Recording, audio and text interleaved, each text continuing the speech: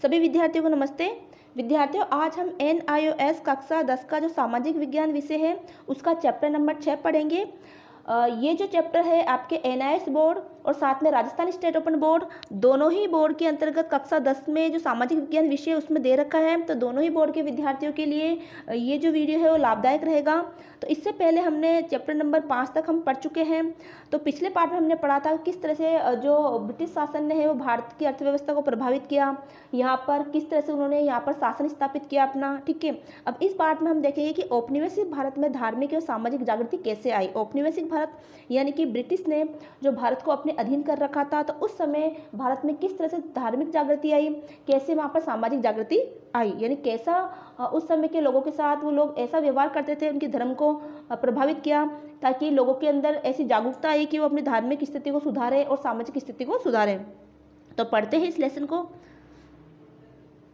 19वीं सदी के आरंभ में समाज कि 19वीं सदी के आरंभ में हमारा समाज कैसा था। आज का भारतीय समाज आरंभिक 19वीं सदी में बहुत भिन्न था। तो आज की जो 19वीं सदी है, जो आज का भारतीय समाज है, वो आरंभिक 19वीं सदी से बहुत ही भिन्न था। समाज की प्रगति दो प्रमुख मुख्य कारणों, एक शिक्षा का अभाव और दूसरा महिलाओं की अधिकता के कारण रुकी हुई थी। देखो सामाजिक प्रगति क्यों रुकी हुई थी? पहला कारण तो क्या था? शिक्षा का अभाव था। दूसरा जो महिलाओं की अधिकता के कारण भी रुकी हुई थी। भारतीय समाज में कई वर्ग रूढ़िवादी थे और उन प्रथाओं के मानते थे जो सामाजिक विचारों के विरुद्ध थे। तो उस समय भारतीय समाज थे वो रूढ़िवादी थे। रूढ़िवादी का मतलब होता है कि पुरानी परंपराओं को मानने वाले, ऐसी परंपराओं को माना जा रहा है जो कि समाज के लिए हानिकारक है। ठीक है, और ऐसी प्रथाओं को मानते हैं जो मानव के विचारों के विरुद्ध है, जो मानव को नुकसान पहुंचा रही है। इसी वजह से भारतीय समाज की स्थिति थी वो जो सही नहीं हो पा रही थी। शिक्षा का अभाव, तो पहला क्या है? शिक्षा का अभाव। उस समय अधिकांश लोग अशिक्षित थे। संपूर्ण संसार में शिक्षा बहुत थोड़े से लोगों, उच्चतम जाति के पुरुषों के पास ही थी। भारत में वेद जो संस्कृत में लिखे गए, जिनका प्रयोग ब्राह्मण वर्ग ने ही किया, वह धार्मिक ग्रंथों पर भी उन्हीं लोगों का नियंत्रण था। तो उस समय क्या थी? शिक्षा का अभाव था। ठीक है, अधिकतर लोग अशिक्षित थे और जो कुछ शिक्षित लोग थे वो कौन से जाति के थे? उच्च जाति के लोग हैं, उनको ही, उनमें भी पुरुष लोगों को ही शिक्षा प्राप्त करने का अधिकार था। इसके अलावा जो वेद उस समय लिखे गए थे, वो वेद भी क्या थे? जो वेद थे हमारे जो प्राचीन समय में लिखे गए थे, तो वेदों का ज्ञान भी सिर्फ जो है संस्कृत भाषा में दे रखा था। उस पर भी आधिपत्य किसका था? अधिकार किसका था? सिर्फ ब्राह्मणों का। ब्राह्मण ही उन वेद ग्रंथों का जो है वो पठन पाठन करवाते थे। महंगे अनुष्ठानों को प्रोत्साहित किया गया। इसी तरह यूरोप में भी बाइबिल लैटिन भाषा में लिखी गई थी। ये चर्च की भाषा थी। तो लैटिन भाषा किसकी भाषा थी? चर्च की भाषा, जिसकी वजह से आम जनता जो है पहले तो अशिक्षित थी और कुछ शिक्षित थे भी थोड़े बहुत, तो वो इसको पढ़ ही नहीं पाते थे, उनको समझ नहीं पाते थे। और उनके पादरी, तो देखो उसी यूरोप में बाइबिल जो है वो लैटिन भाषा में लिखी गई थी जो कि चर्च की भाषा थी, और उनके पादरी इन धार्मिक ग्रंथों को अपने अनुसार व्याख्या करते थे। तो जो धार्मिक ग्रंथ में जो भी कुछ लिखा हुआ था वो पादरी अपने हिसाब से उनकी व्याख्या करते थे। अब वो सही है गलत है वो कोई उनको पता नहीं था, सिर्फ वो क्या करते थे? अपने फायदे के लिए ही उसकी व्याख्या करते थे। अगला है महिलाओं की स्थिति। तो महिलाओं की स्थिति के कारण भी जो है हमारे देश की प्रगति रुकी हुई थी।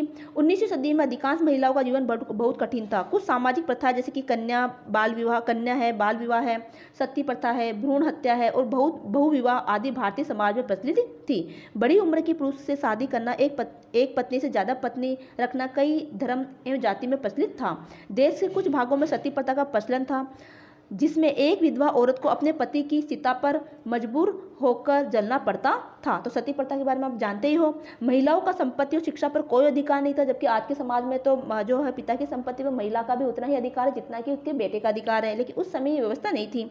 दहेज तथा पैतृक संपत्ति में साझेदारी से उनकी स्थिति और भी खराब हो गई थी। देखो दहेज प्रथा उस समय थी, पैतृक संपत्ति में यानी पिता की संपत्ति में उनका कोई अधिकार नहीं था। इसकी वजह से महिलाओं की स्थिति बड़ी खराब थी। परिवर्तन की इच्छा, सामाजिक धार्मिक जागृति। अब परिवर्तन की इच्छा कैसे हुई हमारे समाज में? ठीक है, जिससे धार्मिक और सामाजिक जागृति आई।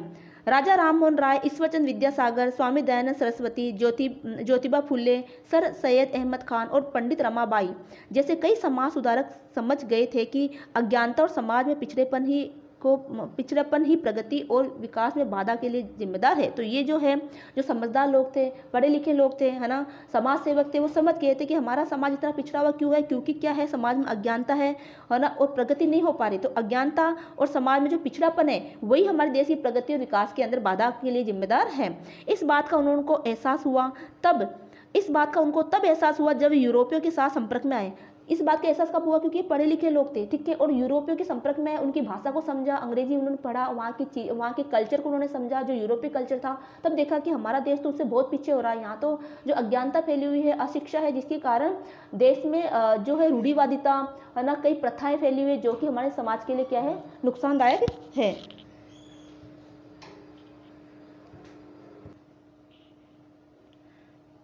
और उन्होंने ये पाया कि उनका ये जीवन दुनिया के अन्य भागों से बिल्कुल अलग है, या बिल्कुल अलग है। तो दुनिया के अन्य भागों से जो ब्रिटिश का जीवन था, ब्रिटिश लोगों का जीवन था, अंग्रेजों का जीवन था, वो अलग था।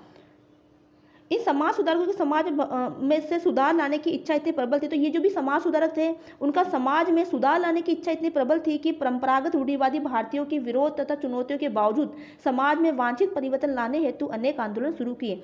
तो इन जो समाज सुधारक थे, जैसे कि सर सैयद अहमद खान, विद्यासागर है, ठीक है, ईश्वरचंद विद्यासागर है, स्वामी दयानंद सरस्वती है, ज्योतिबा फुल्ले है, राजा राममोहन राय है, इन्होंने जो समाज में सुधार करने की कोशिश की। तो उस समय जो परंपरावादी रूढ़िवादी जो विचारधारा वाले जो भारतीय लोग थे, उन्होंने ही इनका क्या किया, विरोध किया, ठीक है। जैसे मान लो इन्होंने सती प्रथा का विरोध किया, राजा राममोहन राय ने। तो उस समय जो परंपरावादी रूढ़िवादी जो भारतीय लोग थे, वो क्या कहते, नहीं ये तो हमारा धर्म है, हमारे धर्म में तो सती प्रथा होती है, ठीक है, पति के मरने के बाद पत्नी को तो सती होना ही पड़ता है, तो ना हमारे धर्म में लिखा हुआ है। इस तरह से वो जो रूढ़िवादी लोग थे, जो परंपराओं को बहुत अच्छे से गहराई से मानने वाले लोग थे, उन्होंने इन लोगों का क्या किया, विरोध किया।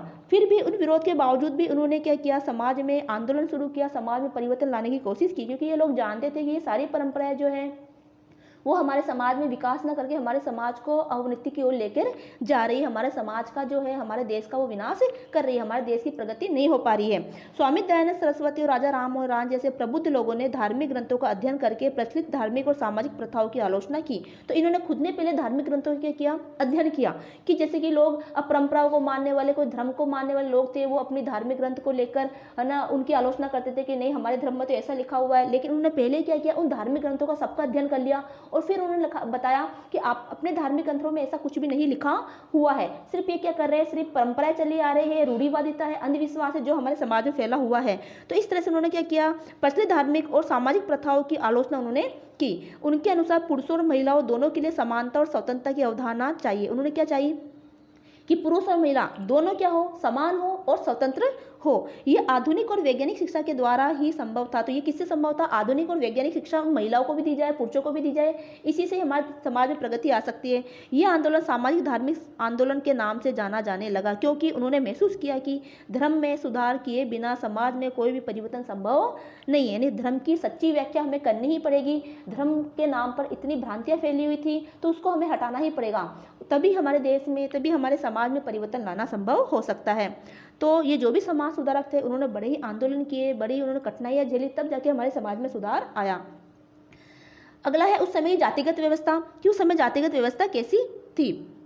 तो प्राचीन काल, जब हम प्राचीन काल की बात करें तो हमारे देश में जो है 4 जातियाँ थी, ठीक है, 4 वर्ण बने हुए थे, जैसे कि क्षत्रिय है, वैश्य है, शूद्र है और ब्राह्मण है। ये चारों वर्ण थे, ठीक है। ये 4 वर्ण के हिसाब से ही जो है सबसे ऊंचा वर्ण ब्राह्मण को माना जाता था। फिर क्षत्रिय आते थे, जो हमारे देश की, हमारे राज्य की रक्षा करते थे। ब्राह्मण जो विद्या अध्ययन है, पठन पाठन का काम वो करते थे, ठीक है। तो इस तरह से 4 वर्णों में विभक्त था। तो प्राचीन काल में भारतीय समाज में जाति व्यवस्था मूलतः व्यवसाय पर आधारित थी। व्यवसाय पर आधारित यानी जो जैसा काम करता था उनको उसी जाति में माना जाता था। मान लो एक ब्राह्मण परिवार है ना, ब्राह्मण के घर में 4 पुत्र हैं। अब चारों पुत्र जो है, एक पुत्र तो क्षत्रिय में मतलब योद्धा है, ठीक है, जो देश की सुरक्षा में सेना का कार्य करता है, ये अपनी देश की सुरक्षा के अंतर्गत वो कार्य करता है, क्षत्रिय का कार्य करता है। एक जो है वैश्य यानी व्यापार वगैरह करता है, तो वैश्य आ गया। एक जो है थोड़ा छोटा मोटा कार्य, मूर्तिकार वगैरह है, कोई कलाकार बन गया, तो वो शूद्र आ गया, ठीक है। और एक जो विद्या अध्ययन का पाठ करवाते, पठन पाठन करवाता है ना, पढ़ाता है, या फिर पूजा पाठ का कार्य करता है, तो ब्राह्मण हो गया। तो एक ही ब्राह्मण की कितनी संतानें हो गई, चारों की अलग अलग क्या हो गई, जातियां हो गई। ये वर्ण व्यवस्था हो गई, वो काम के आधार पर हो गई, है ना। तो प्राचीन काल में हमारे जो व्यवसाय पर आधारित ही हमारी जातियां थी, ठीक है। समय बीतने के साथ साथ उच्च जाति के द्वारा धार्मिक ग्रंथों की व्याख्या व निम्न जाति के धार्मिक ग्रंथों से दूरी के कारण कई अंधविश्वास प्रथाओं का प्रचलन हुआ। तो धीरे धीरे जैसे ही समय बीतता गया तो उच्च जाति के लोगों ने तो धार्मिक ग्रंथों की व्याख्या की, धार्मिक ग्रंथों को पढ़ा, लेकिन निम्न जाति के लोग जो धार्मिक ग्रंथों से दूर रहे। तो इस वजह से उनमें निम्न जाति के लोगों में भी कई अंधविश्वास पनप गया। ठीक है, इस वजह से कई प्रथाएं हमारे समाज में प्रचलित हो गई। इसके परिणाम स्वरूप उच्च जाति के हाथों में सत्ता आ गई और निम्न जाति के शोषण की शुरुआत हो गई। हिंदू समाज वर्ण व्यवस्था ब्राह्मण, क्षत्रिय, वैश्य, शूद्र पर आधारित था। इस व्यवस्था के अनुसार लोगों को उनके व्यवसाय के आधार पर विभाजित किया गया था। तो उनके व्यवसाय के आधार पर क्या किया गया था? विभाजित किया गया था। जो लोग ईश्वर की प्रार्थना और पूजा पाठ के काम में लगे हुए थे उन्हें ब्राह्मण, तो उन्हें क्या कहा जाता था? ब्राह्मण कहा जाता था। ठीक है, और युद्ध में लगे हुए को क्षत्रिय कहा जाता था। जिनका व्यवसाय कृषि व व्यापार था उनको वे वैश्य के रूप में जाने जाते थे। तो जो व्यवसाय करते थे, कृषि और व्यापार करते थे, वो क्या कहलाते थे? वैश्य कहलाते थे। और जो ऊपरी तीनों वर्णों की सेवा कार्य करते थे वे शूद्र कहे जाते थे। ये वर्ण व्यवसाय व्यवस्था से वंशानुगत में बदल गए। तो अब ये जो वर्ण है वो किस में बदल गए? तो पहले तो व्यवसाय पर आधारित वर्ण थे, लेकिन अब वो वंशानुगत हो गए। मतलब ब्राह्मण का पुत्र ब्राह्मण ही कहलाएगा। ठीक है, क्षत्रिय का पुत्र क्षत्रिय ही कहलाएगा, शूद्र का पुत्र शूद्र ही कहलाएगा। ठीक है, तो इस तरह से फिर वो धीरे धीरे जातिगत व्यवस्था में बनते गए।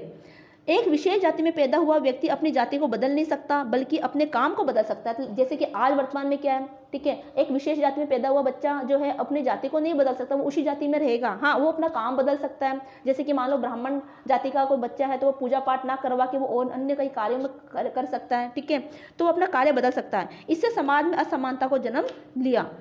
असमानता ने जन्म लिया। इससे निम्न जातियों का शोषण होने लगा, जिसके कारण जाति व्यवस्था एक स्वच्छ लोकतांत्रिक और प्रगतिशील समाज को बनाने में बाधक हो गई। तो इससे क्या हुआ? जो जाति व्यवस्था थी वो अच्छे लोकतांत्रिक, स्वच्छ लोकतांत्रिक बनाने में, प्रगतिशील समाज को बनाने में क्या हो गई? बाधक हो गई। क्योंकि अब जो शूद्र जाति का व्यक्ति था वो भले कितना अच्छा काम करे लेकिन वो तो शूद्र ही कहलाया। ठीक है, तो उस समय तो इस वजह से जो जाति व्यवस्था है, तो जाति व्यवस्था के कारण हमारे समाज में बहुत ज्यादा असमानता उत्पन्न हो गई। ब्रह्म समाज, आर्य समाज, रामकृष्ण मिशन आदि सुधारक जैसे कि ज्योतिबा फुल्ले, नारायण गुरु, विवेकानंद, महात्मा गांधी तथा और कई दूसरों ने इन सबका दृढ़ता से विरोध किया। संविधान के अनुच्छेद 14 में उल्लेख किया गया है कि धर्म, मूल वंश, जाति, लिंग, जन्म स्थान के आधार पर किसी नागरिक के साथ कोई भेदभाव नहीं किया जाएगा। देखो, संविधान में जो हमारे मूल अधिकार दे रखे हैं उसमें जो अनुच्छेद नंबर 14 है उसमें उल्लेख किया गया है कि धर्म, मूल वंश, जाति, लिंग, जन्म स्थान के आधार पर किसी भी व्यक्ति के साथ कोई भेदभाव नहीं किया जाएगा। अगला एक शैक्षिक परिदृश्य। 19वीं सदी में शिक्षा पारंपरिक पाठशालाओं, मदरसों, मस्जिदों और गुरुकुलों में प्रदान की जाती थी। धार्मिक शिक्षा के साथ संस्कृत, व्याकरण, गणित, धर्म तथा दर्शन जैसे विषयों को पढ़ाया जाता था। विज्ञान और प्रौद्योगिकी की पाठ्यक्रम में कोई जगह नहीं थी। तो सिर्फ जो है व्यवसाय शिक्षा भी नहीं दी जाती थी, सिर्फ मस्जिदों में, मदरसों में, गुरुकुलों में ही शिक्षा प्रदान की जाती है। धार्मिक शिक्षा के साथ साथ संस्कृत है, व्याकरण है, गणित है, धर्म और दर्शन जैसे विषयों को भी पढ़ाया जाता था। उस समय विज्ञान और प्रौद्योगिकी, टेक्निकल कोई भी शिक्षा उनको नहीं दी जाती थी, उनको पाठ्यक्रम में जगह ही नहीं थी। कुछ समुदायों में तो लड़कियों की शिक्षित करने का भी अनुमति नहीं थी। कुछ समुदाय ऐसे थे जिसमें लड़कियों को तो पढ़ाने की भी क्या नहीं थी? अनुमति नहीं थी। वास्तविकता में शिक्षा और जागरूकता की कमी ही भारतीयों के बीच सामाजिक और धार्मिक पिछड़ेपन का मूल कारण थी। तो यही कारण था कि जो शिक्षा और जागरूकता की कमी के कारण ही भारतीय क्या थे? सामाजिक और धार्मिक रूप से पिछड़े हुए थे। 19वीं सदी में कई भारतीय धार्मिक सुधार, अब देखो 19वीं सदी में कई भारतीय धार्मिक सुधार हुए। 19वीं सदी में कई भारतीय विचारक और सुधारक समाज में सुधार लाने के लिए आगे आए और भारतीय जनता को जगाने की पहल की। जैसे कि राजा राम मोहन राय। अब देखो राजा राम मोहन राय कौन थे? उन्होंने किस तरह से जो सुधार किया? तो राजा राम मोहन राय का जन्म बंगाल के एक ब्राह्मण परिवार में हुआ। उन्हें कई भाषाओं का ज्ञान था। उन्होंने 1828 में ब्रह्म समाज की स्थापना की। तो ये आपको याद रखना है कि राजा राम मोहन राय का जन्म कहाँ हुआ? बंगाल में।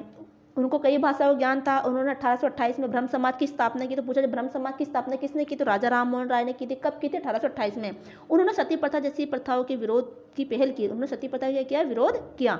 बहुवाद, मूर्ति पूजा की आलोचना व विरोध किया। वे अर्थहीन रिवाजों का खंडन भी किया। जो अर्थहीन रिवाजें थे, रीति रिवाज थे, उनका उन्होंने खंडन किया।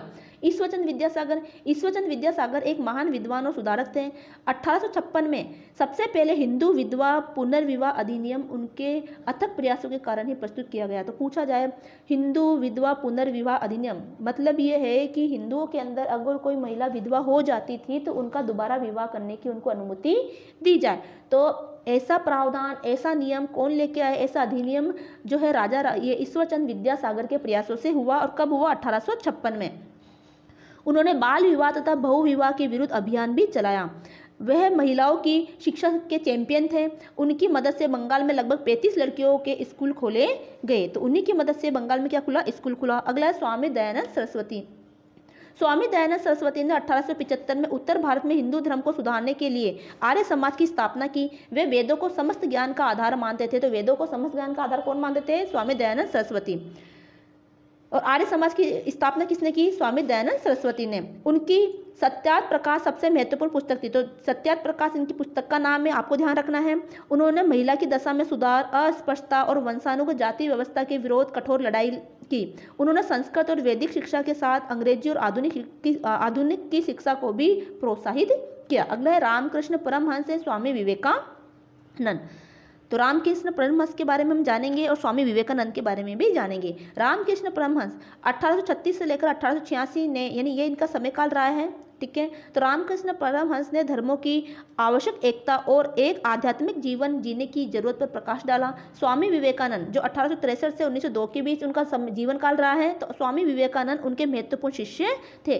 तो स्वामी विवेकानंद के गुरु कौन थे? रामकृष्ण परमहंस, ठीक है। विवेकानंद ने अपने गुरु रामकृष्ण परमहंस के नाम से रामकृष्ण मिशन की स्थापना की। तो रामकृष्ण मिशन की स्थापना किसने की? स्वामी विवेकानंद ने। उन्होंने एकता और सभी धर्मों की समानता पर बल दिया। प्राचीन सामाजिक रीतियों को हटाने एवं जाति बंधन और अस्पृश्यता को दूर करने की कोशिश की। उन्होंने महिलाओं के सम्मान, उत्थान और शिक्षा के लिए भी काम किया। किसने किया? ये विवेकानंद ने किया। अगला सर सैयद अहमद खान। तो सर सैयद अहमद खान ने भी हमारे समाज में सुधार करने के प्रयास किए। सर सैयद अहमद का मानना है कि मुसलमानों के धार्मिक सामाजिक जीवन में सुधार आधुनिक पश्चिमी वैज्ञानिक ज्ञान और सांस्कृतिक अपनाने से हो सकता है। तो इन्होंने मुस्लिम धर्म है उसके ऊपर उनमें समाज सुधार का उन्होंने काम किया, ठीक है। और वो ये मानते थे कि मुस्लिम धर्म में जो है धार्मिक सामाजिक जीवन में सुधार तभी आ सकता है जब वो आधुनिक पश्चिमी वैज्ञानिक ज्ञान को ग्रहण करे, संस्कृति को अपनाएं। उन्होंने मुसलमानों में सामाजिक और शैक्षिक पिछड़ेपन को दूर करने के लिए विभिन्न कार्य किए। उन्होंने मुस्लिम महिलाओं की स्थिति को सुधारने के लिए कड़ी मेहनत की। वे पर्दा प्रथा, बहुविवाह, आसान तलाक और लड़कियों के बीच शिक्षा की कमी के विरुद्ध थे। उन्होंने 1864 में गाजीपुर में, वर्तमान में उत्तर प्रदेश में, एक अंग्रेजी स्कूल की स्थापना की। 1875 में अलीगढ़ मुस्लिम विश्वविद्यालय के रूप में विकसित हुआ। तो जो 1875 में किसमें विकसित हो गया? अलीगढ़ मुस्लिम विश्वविद्यालय के रूप में विकसित हुआ। कब? जब 1864 में जब गाजीपुर में उन्होंने एक अंग्रेजी स्कूल खोला, वो 1875 में अलीगढ़ मुस्लिम विश्वविद्यालय के रूप में परिवर्तित हुआ। उन्होंने अंग्रेजी पुस्तकों के अनुवाद के लिए एक साइंटिफिक सोसाइटी की स्थापना की। स्थापना की किसके लिए? अंग्रेजी पुस्तकों के अनुवाद के लिए। मुसलमानों के बीच सामाजिक सुधार, जागरूकता व विशेषकर आधुनिक शिक्षा के लिए पत्रिका प्रकाशित करके चलाया गया। सुधार आंदोलन अलीगढ़ आंदोलन के नाम से जाना जाता है। तो ये जाना गया, अलीगढ़ सुधार आंदोलन के नाम से जाना गया।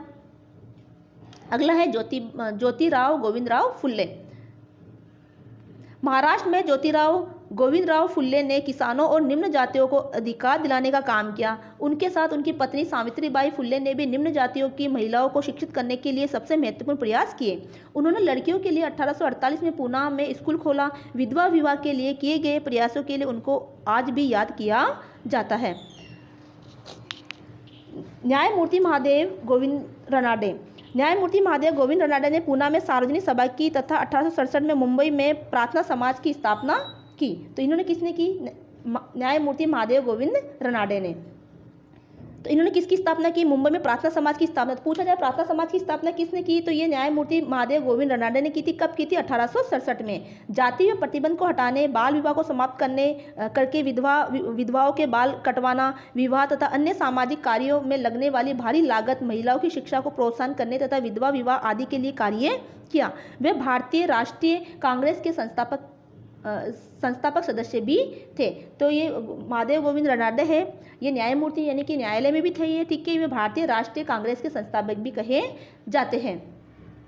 तो इस तरह से जो महिलाओं के साथ उस समय जो विधवाओं के बाल कटवा दिए जाते थे, तो उसका उन्होंने विरोध किया। विवाह तथा अन्य सामाजिक कार्य में लगने वाले जो भारी लागत थी, है ना, उनका उन्होंने विरोध किया। महिलाओं को शिक्षित करने पर उन्होंने प्रोत्साहन दिया, ठीक है। विधवा विवाह आदि के लिए भी उन्होंने कार्य किया। अगला एनी बेसेंट। तो एनी बेसेंट ने किस तरह के कार्य किए? एनी बेसेंट थियोसॉफिकल सोसाइटी की सदस्य थी। ये 1898 में पहली बार भारत आई थी। उन्होंने विश्व बंधुत्व का प्रचार किया। उन्होंने आधुनिक भारत के विकास में महत्वपूर्ण योगदान दिया। एनी बेसेंट 1907 में थियोसॉफिकल सोसाइटी की अध्यक्ष बन गई। उन्होंने बनारस में सेंट्रल हिंदू कॉलेज खोला, जो 1917 से ये विश्वविद्यालय हिंदू विश्वविद्यालय का हिस्सा बन गया। अगला है मुस्लिम सुधार आंदोलन। आधुनिक शिक्षा के प्रचार व सामाजिक कुप्रथाओं को दूर करने के लिए कई आंदोलन शुरू किए गए। अब्दुल लतीफ ने 1863 में कलकत्ता में मोहम्मद साक्षरता सोसाइटी स्थापित की, जिसने मध्यम व उच्च मुसलमानों के बीच तथा हिंदू मुस्लिम एकता को बढ़ावा देने के लिए काम किया। ये किसने किया? अब्दुल लतीफ ने 1863 में कलकत्ता में मोहम्मद साक्षरता सोसाइटी क्या की? उन्होंने स्थापना की, जिसके माध्यम से मध्यम व उच्च मुसलमानों के बीच जो अंतर था, हिंदू मुस्लिम में जो अंतर था, उनकी एकता को उन्होंने बढ़ावा दिया। बंगाल में शरीयतुल्लाह फरायाजी आंदोलन के प्रवर्तक ने बंगाल में किसानों के लिए काम किया। मिर्जा गुलाम अहमद ने 1899 में अहमदिया आंदोलन की स्थापना की, जिनके अंतर्गत कई विद्यालय व कॉलेज देश भर में खोले गए। वे मानवीय चरित्र के साथ ही हिंदू और मुसलमानों के बीच एकता को प्रसन्न करते थे। आधुनिक भारत के महानतम कवियों में से एक कवि मोहम्मद इकबाल थे, जिन्होंने कविताओं के माध्यम से पीढ़ियों के दार्शनिक और धार्मिक सुधार दृष्टिकोण को प्रभावित किया। मोहम्मद इकबाल ने सारे जहां से अच्छा हिंदुस्तान हमारा प्रसिद्ध गीत भी लिखा। तो ये आपको ध्यान रखना है कि ये गीत किसने लिखा। अगला है अकाली सुधार आंदोलन। अमृतसर और लाहौर में 2 सिंह सभा का 1870 में गठन किया गया, जिनमें सिखों के बीच में धार्मिक सुधार आंदोलन की शुरुआत की गई। 1892 में अमृतसर में खालसा कॉलेज में गुरुमुखी सिख शिक्षा और पंजाबी साहित्य को बढ़ावा देने के लिए स्थापित की गई। 1820 में पंजाब में अकाली आंदोलन द्वारा गुरुद्वारों या सिख धार्मिक स्थलों के प्रबंधन को सुधारा गया।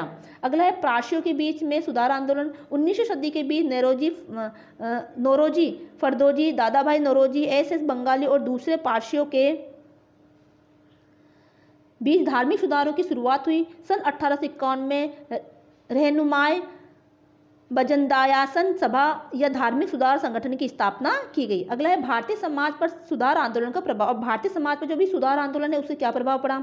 19वीं सदी के दौरान भारतीय सामाजिक धार्मिक आंदोलन ने भारतीयों के बीच चेतना पैदा की तथा वैज्ञानिक और मानवीय दृष्टिकोण को प्रोत्साहित किया। वे सुधारकों ने आधुनिक विचारों व संस्कृति को आत्मसात किया। सब स्वतंत्रता, समानता और भाईचारे की दिशा में कार्य करते थे। सब आंदोलनों ने महिलाओं की स्थिति सुधारने के लिए काम किया तथा जाति व्यवस्था व अस्पृश्यता की आलोचना की। तो जितने भी सुधार आंदोलन है उन्होंने क्या किया? महिलाओं की स्थिति सुधारने पे काम किया, ठीक है। जातिगत व्यवस्था व अस्पृश्यता मतलब छुआछूत का उन्होंने क्या किया? विरोध किया। वे आंदोलन सामाजिक स्वतंत्रता, समानता और भाईचारे की दिशा में कार्य करते थे। 1856 में पारित कानून से पुनर्विवाह संभव बन गया।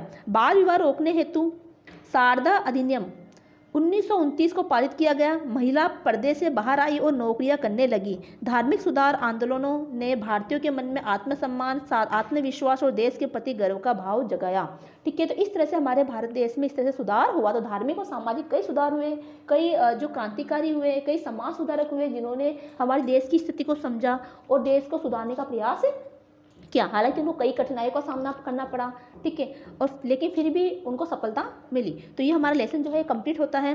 तो मोस्ट फैक्ट इसमें आ चुके हैं और आप भी अपने पाठ्य पुस्तक से एक बार इस पाठ को पढ़िए और फिर बाद में आप इस नोट्स को पढ़ोगे तो आपको और अच्छे से समझ में आएगा, ठीक है।